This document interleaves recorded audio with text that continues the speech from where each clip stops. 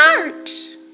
Hey Doodlebugs, it's Mary. Let's talk about watercolor supplies. I'm gonna start off with a big disclaimer. This is all the kind of stuff that I like to use. Everything I mentioned in this video is filtered through me. This does not mean that it is the only way. It's also worth mentioning, like in all hobbies and professions, there's high-end materials and low-end materials. If money is an issue, it doesn't hurt to start with low-end stuff. That's not a problem. Think of it as if you're learning how to skateboard on a rusty old skateboard. If you master that, then when you get a legit board, it's gonna be amazing. We got a lot to go over, so let's begin with the paint. You can get watercolor in two forms. You can get a pre-made palette with dried cakes of the paint. You can also get them in a tube. I prefer the tube just because you can build your own palette and choose your colors. I think the color is a little more vibrant when it comes out of the tube. You may notice there's artist grade paints and student grade paints. It all boils down to price and quality.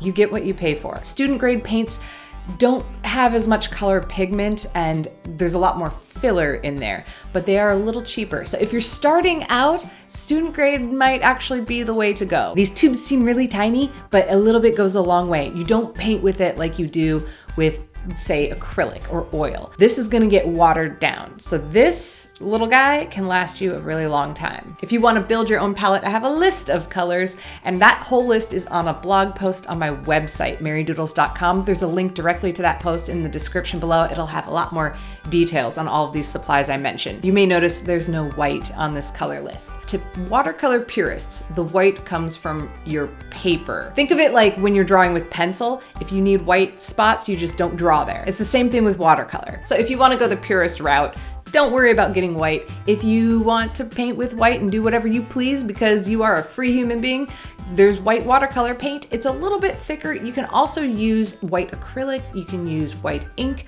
white out, whatever.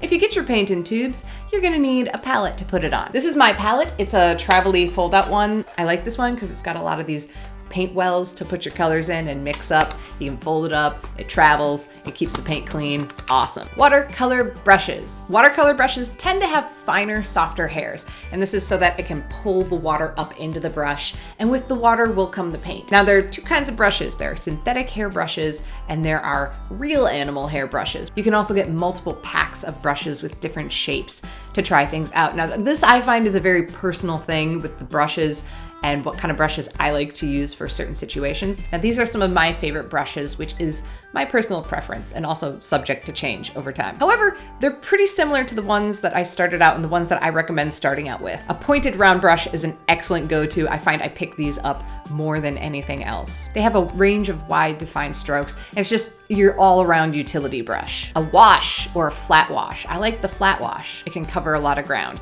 This is designed for laying down a lot of water and paint. Now I tend to do a lot of fine work, so I go for some of these liner brushes, which have longer bristles for pulling up more paint, but they come to a very tiny tip, just the tip. These are great for outlining, for tiny details. It's important that you take care of them and you wash them after your paintings, because when the bristles get messed up on them, they're no fun anymore. And angled brushes. I adore angled brushes. I really do. These are my favorite for edging. If you're doing something with straight lines and you want to get a very nice clear edge, I love it. Paper can make all the difference. It's designed to be thick enough to handle the fact that you're putting water on it. Now, paper thickness is measured in grams per square meter, or in America, pounds. I prefer watercolor paper that's 140 pounds, which is pretty easy to find in any art store. You may notice there's cold press and there's hot press paper.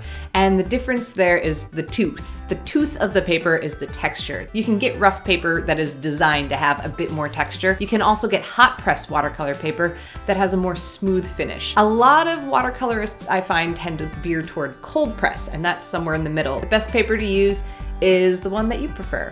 That's the tooth of the tooth paper. You can get your watercolor paper in single individual sheets, which are great for cutting into your own specific sizes that you want. You can also sample different types of paper very easily. You can also get pads of paper that come glue or wire bound, which is great because you get a bunch of paper in one purchase, and you can also travel with it. And then there's blocks of paper, which confused the Funyuns out of me when I first encountered it. A watercolor block is a stack of paper that is glued together only on the outer edges of the pages. You make a painting on the top one, and when you're done with it, you cut it off, which cuts off very easily. The idea is that it prevents some of the warping and the buckling that you get when you put water on any paper, even watercolor. I will say it doesn't 100% solve that problem, but it is much easier than if you just got a free piece of paper that's getting all wrinkly on you. And water, you'll want some water, or water also works because watercolor is activated and used through water, so that's pretty important. I recommend use a glass or a container that you don't mind getting a little bit dirty. Paper towels, keeping it clean, and you can also use them for some effects that I'm gonna go over in the future. Ooh. Pencils, if you want to outline your image before you paint it, I would recommend a 2H pencil. That way it won't show through the paint, unless, of course, that is the effect that you're going for, then by all means. A kneaded eraser, if you need it. Brush cleaner, take care of your brushes and they'll take care of you. If you don't want to get the cleaner, shampoo kind of works too.